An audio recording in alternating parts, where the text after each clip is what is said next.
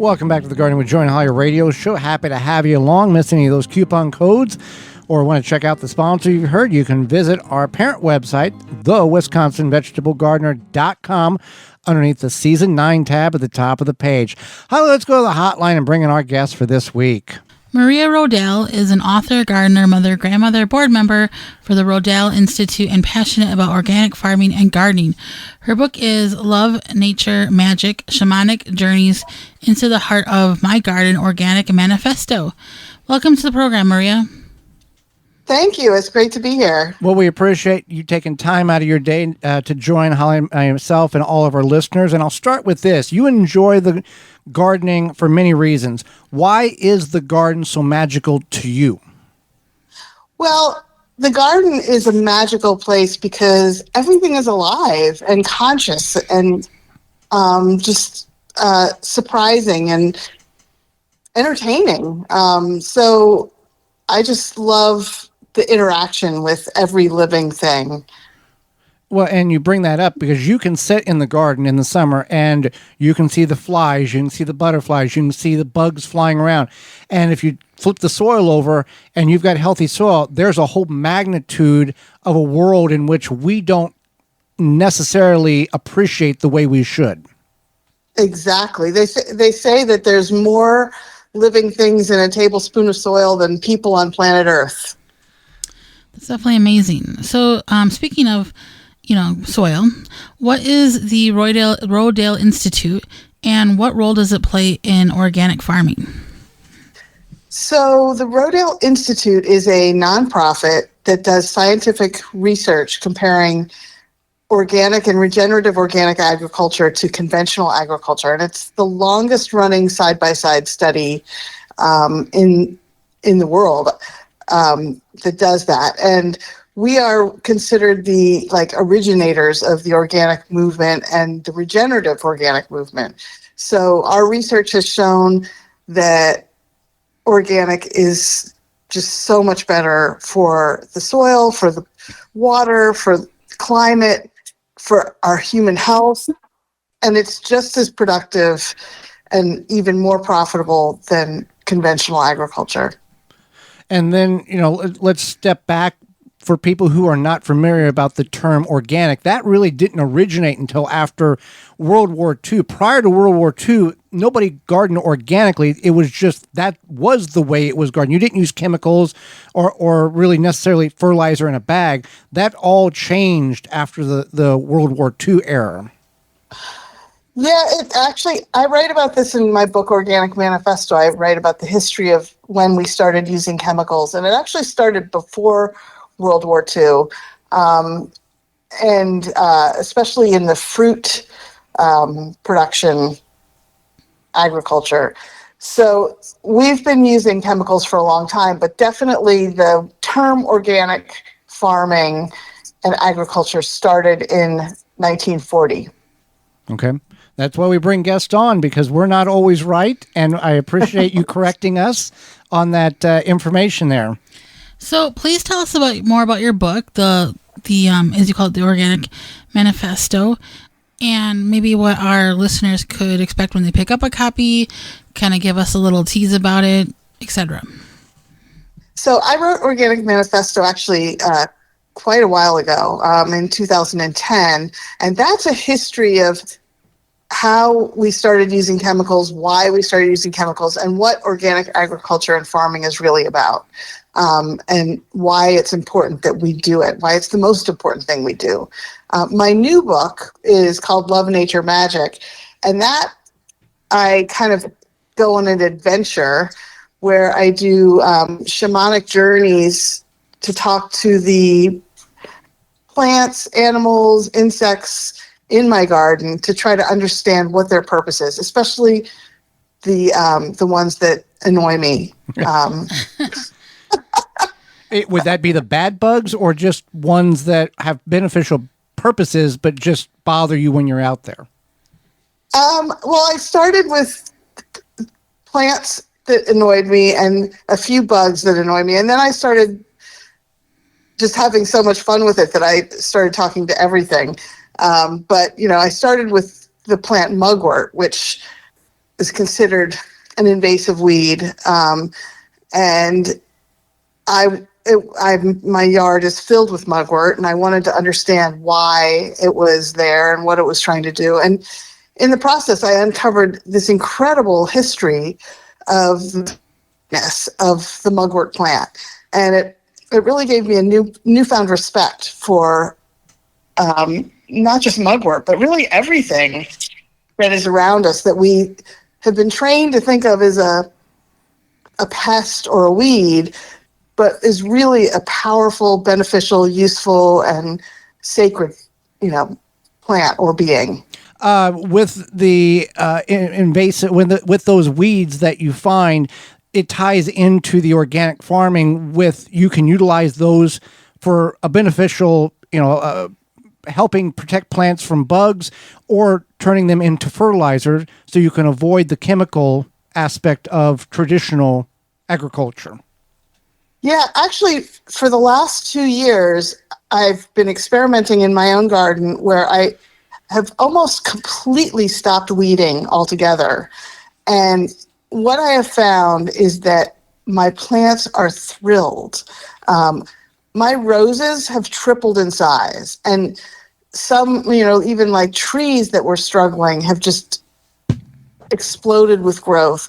And the other thing I notice is that, I have groundhogs in my yard, and they love to eat the weeds. So when they're eating the weeds, they don't have to eat my vegetables. So it's been a win-win situation. Now, you contribute, and my thought is, if you don't weed, yes, the weeds take some nutrient from the soil, but they create basically a living mulch. They protect the soil from being dried out and allowing your vegetables to be more moist and being able to grow exactly. better. Okay, that's what. And I also think there's some interaction with the roots underground that are supporting each other, and that's based on some science that I've read about trees. How trees, even different species of trees, communicate underground through their roots and the fungi, and that helps the whole forest. And I think the same thing is happening in our gardens. Now, I grew up in an agricultural farm, big ag. What is organic farming and the gardening? Why is it so important for the transition to try to get more farms to transition to organic gardening versus what we know today as conventional big ag farming? Well, the essential thing is that organic farming is not poisoning our bodies, our children, our water, our environment, and our soil. And it's enabling to, and this is actually comes from research from the Rodale Institute, that when the soil is organic and it's alive and it's filled with, fungi and microorganisms, it's actually storing carbon, pulling carbon from the air and storing it in the ground where it belongs. So it's a solution for the, climate concerns as well. Now, in your opinion, how do we get some of these farms to transition over? Or is it one of these sad things where we have to allow that generation to pass away and allow the new generation to take over and realize how beneficial organic farming is?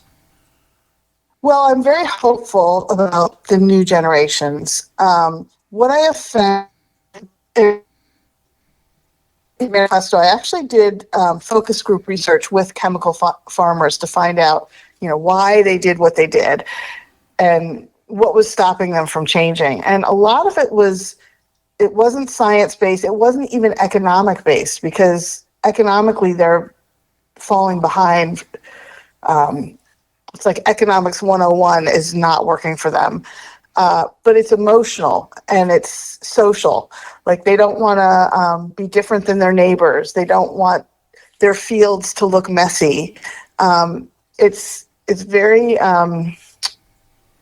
sad. And usually what happens, the thing that changes a person's mind, well, like you said, death, sickness, somebody in the family gets very sick, or if it's a woman getting pregnant when all of a sudden she becomes concerned about, growing a child inside of her.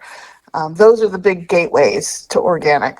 But from a business economic sense, it just makes so much more sense. I mean, you're not transporting chemicals from all around the world that are, made from petroleum. It's crazy. And a lot of the things that people are using chemicals for, like corn and soil, corn and soy, humans don't even eat those foods. They're turned into biofuels, and they use as much fuel to make as they do to use. So it's really a kind of a no-win situation. And we have to get back to thinking of land as providing food and sustenance and nourishment for everything on it.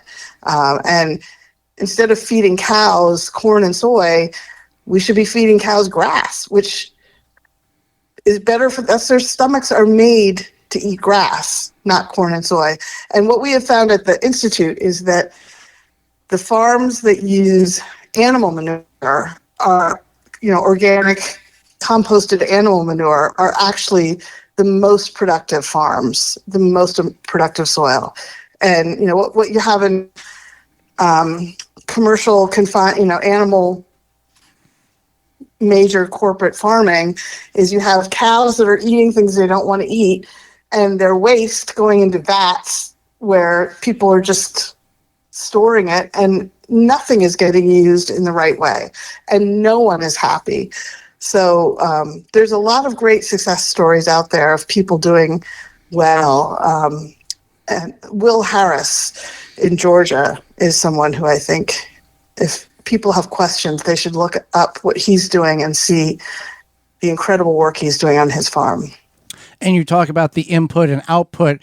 This spring, as people drive around and you see these tractors in the field, those tractors are burning roughly between 10 and 15 gallons of diesel fuel an hour to operate at a cost of about $4 to $5 based on what part of the country you're in for diesel fuel, agricultural diesel fuel. So there's a lot of energy and a lot of money going for those tractors just to move up and down the field in hopes to get something planted, in hopes to make very little and survive. Yeah. I mean, the best thing that they could do is turn those fields into pasture and put cows or sheep on them. That's the most efficient, productive thing they could do, and the most healthy thing. But a lot of farmers are also really trapped in a cycle of debt from those big tractors, right? And it's hard for them to see a way out of it. Definitely. So we've really enjoyed having you on the program. Maria, can you tell us how people can find out more about you and your books and your information? Well, my books are all available on Amazon. If you go on or Barnes & Noble, if you type in my name, Maria Rodale. But the best way to keep in touch with me is through Substack. I have a Substack newsletter called Life Unfiltered, where I write usually twice a week, and you can comment and communicate with me, and I will answer every comment. And I love to hear from people, and I love to hear questions and everyone's thoughts about the world we're in right now, which is definitely a strange one. Well, Maria, thank you so much for the time you've offered Holly, myself, and the education. We thank you very much for that. Thank you so much. It's been a pleasure.